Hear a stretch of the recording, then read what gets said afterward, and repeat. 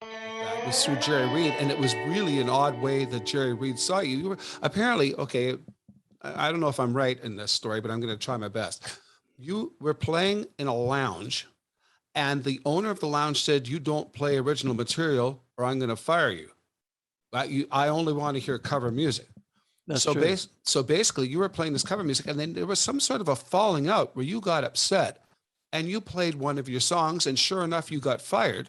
But who was in the audience was Jerry Reed, and he heard your song and loved your writing.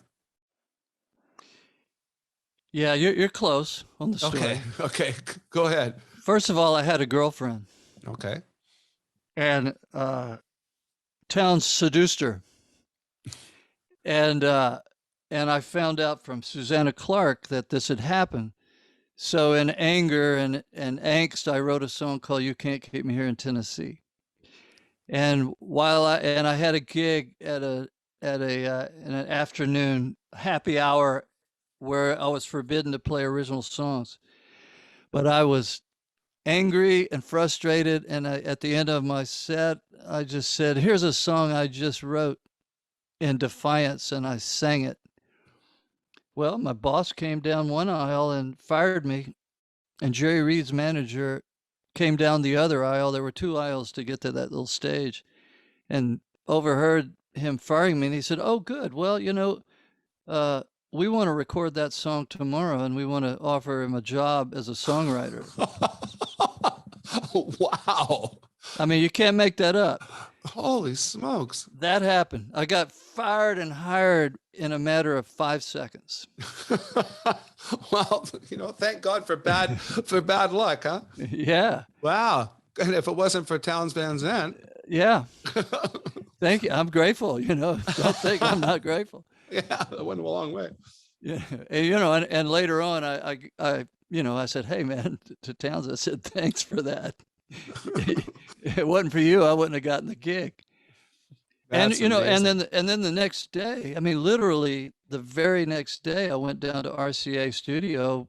And of course, being young and nervous about it all, I got there early, and I walked into Studio A, and Chet Atkins was sitting at the console.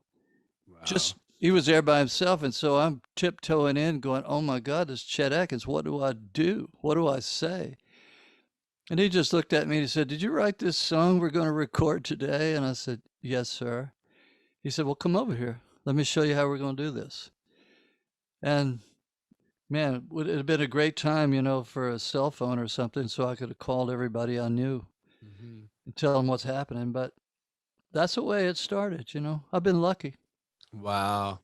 And so uh, did you like his production Of of your song? I had not formed any opinions about production at that time. Right. I guess, yeah, you were just sort of thinking of it as guitar and voice. So when Yeah. somebody adds to it, it's like, wow, this is pretty cool. Yeah, there's my song, it's like Right. Jerry Reed singing my song. And it was a style of production that I would not adopt later on when I got, when I started producing music myself. It was it was not it was a formula that I didn't think was very fresh. Let me put it that way. Okay. Was it like lush? Not so lush, but sort of stock. Oh, I see. Okay. So he was writing for the masses essentially, or producing for the masses, I should say. Yeah, they were in truth, and this is the music business as long as we've known it. There's a lot of stuff that gets recorded, to